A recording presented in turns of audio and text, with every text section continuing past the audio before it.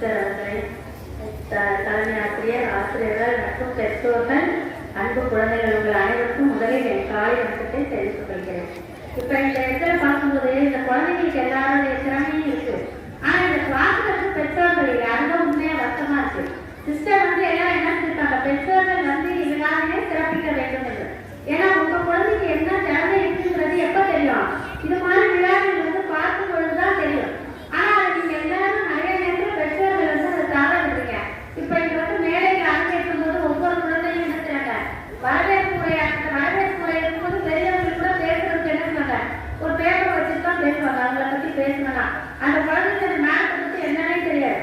ஆனா அது சொல்லும் பொழுது உண்மையான அதே உணர்வு சொல்றது போன்ற ஒரு எல்லாரும் இந்த திறமையை கொண்டு வந்தவர்கள் ஆசிரியர் பெருமக்கள். அப்ப அந்த குழந்தைக்கு நம்ம குழந்தைக்கு பேச்சு திறமை இருக்கா, ஒரு பிள்ளை நடுவில் இருந்து என்ன ஆட்டம் போட்டுச்சு அந்த டான்ஸ் பத்தி பார்ப்பா, அது அது அப்படி ஆயிடுச்சு. எல்லா குழந்தையும் நல்லா ஆடினாங்க, பேசினாங்க. அதெல்லாம் பார்க்கணும். என்ன செய்யணும், பெற்றோர்களுக்கு கொடுத்து வைத்திருக்கிறேன். நீங்க என்ன செய்யுங்க, அதனால எதிர்பார்த்து பள்ளிக்கூட ஏன் சேர்க்குறீங்க, இந்த ஸ்கூலுக்கு போனா அந்த ஸ்கூலுக்கு போனா அந்த அனுசராங்க இது செய்றாங்க இங்கிலீஷ் பேசுறாங்க அப்படின்னு தானே சேர்க்குறீங்க. இங்கிலீஷ் மட்டும் ஆங்கிலம் மட்டும் படிப்பு இல்லை, ஆங்கிலத்தோடு சேர்த்துதான் இது எல்லாத்தையும் தராங்க. அப்போ உங்களுடைய குழந்தைகளின் திறமை என்ன இருக்கு அப்படிங்கிறது பார்க்கறதுக்காகவாவது நீங்க இந்த மாதிரி விளையாட்டு பங்கேற்றுக் கொள்ள வேண்டும். இது பார்க்கும்போது பேரண்ட்ஸே ஒரு 10 பேரண்ட்ஸ் தான் திடீர்னு பார்த்தா 10 பேர் இருக்காங்க. ஒரு நான் பேசுறது முடிச்சல எனக்கு தெரியல. நீங்க பார்க்கணும் உங்க குழந்தைகளுடைய திறமையை வளர்த்து இவ்வளவு திறமை இருக்கா, அப்போ நமக்கு கூட பிள்ளைங்க இந்த திறமை இருக்குன்னு தெரியாதா? ஏன்னா இப்ப நீங்க பார்த்துட்டு இந்த இதெல்லாம் எல்லாருமே இருக்கு, டேலண்ட் எல்லாரும் இப்போ ஒன்றை கொண்டு டான்ஸ் ஆடுறதுன்னா நீங்க ஆடலாம் அப்படித்தானே? அதுக்கு என்ன வேணும், நமக்கு தன்னம்பிக்கை வேணும். என்ன வேணும்? தன்னம்பிக்கை. எல்லாமே முடியும். டீச்சர் என்னையே தெரிஞ்சு சொன்னா என்ன சொன்னாங்க, உங்க டீச்சர்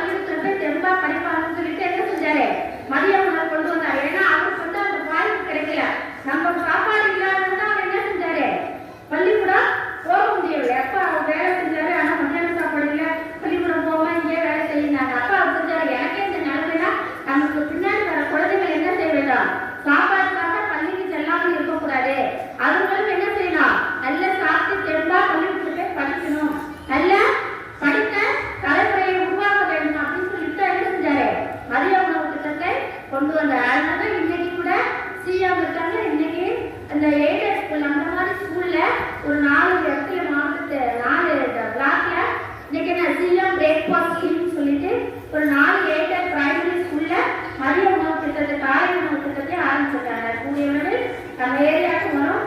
அதனால நீங்களும் பயன்படணும். அது மட்டும் இல்லாமல் என்ன செய்யறீங்க, டெய்லி பள்ளிக்கு வரும்பொழுது என்ன செய்யலாம், கரெக்டா சொல்ற மாதிரி நேரத்துக்கு வரணும், உண்மையா இருக்கணும், நியாயமா இருக்கணும், நீதியா இருக்கணும். ஏன்னா அதெல்லாம் செஞ்சீங்கன்னாக்க நீங்களே எல்லாம் உங்களுக்கு எல்லாரும் எப்படியோ காவலாளர்களா இருப்பீங்க இருப்பீங்களா? நீங்க நினைக்கணும் எல்லாரும் வர முடியும், அவன் மாதிரி வர முடியும், அவன் மாதிரி நான் பாட பண்ணுவேன் அப்படின்னு சொல்லிட்டு இந்த நல்ல நாளை நீங்கள் என்ன செய்ய வேண்டாம், தீர்மானத்தை எடுத்துக்கொண்டு அதே போல நீங்க வாழணும். நம்ம கொண்டாடுறது பெருசு இல்லை, எதற்காக கொண்டாடுகிறோம், அவரோட சிறப்பு என்ன, அதை நம்மால் பின்பற்ற முடியுமா? ரொம்ப பின்பற்றலன்னா என்ன கொஞ்சமாவது ஃபாலோ பண்ணணும். அது ஒரு தடவை பின்பற்ற தொடங்கினா லைஃப்ல நம்ம என்ன செய்யலாம், தொடர்ந்து அது நம்ம கூடவே வரும். அதனால மாணவ செல்வங்களா நீங்க என்ன செய்யணும், காமராஜர் ஒரு ரோல் மாடலா எடுத்துட்டு என்ன செய்யணும், நல்லா படிக்கணும், நேர்மையா இருக்கணும், உண்மையா பேசணும். இந்த வயசுக்கு என்ன செய்யணும், உண்மையா பேசணும். சரியா? அந்த ஒரு உணத்தை நாம் வளர்த்துக் கொள்ள வேண்டும். ஆசிரியர்களுக்கு கீழ்ப்படுத்த நடக்க வேண்டும். அவர்கள் சொல்வதை கேட்க வேண்டும். நல்லா படிச்சு என்ன செய்யணும், இந்த பள்ளிக்கு பெருமை சேர்க்க வேண்டும். அதுதான் நீங்க காமராஜர் ஐயா அவர்களுக்கு செய்யற ஒரு பெரிய உதவியாகும். கஷ்டமா இருக்கும். ஆனா அவர் இறந்து எத்தனையோ வருடங்கள் ஆனாலும் இன்னும் நம்ம ஐயா அவர் கொண்டாடிட்டு இருக்கோம்னா அவர்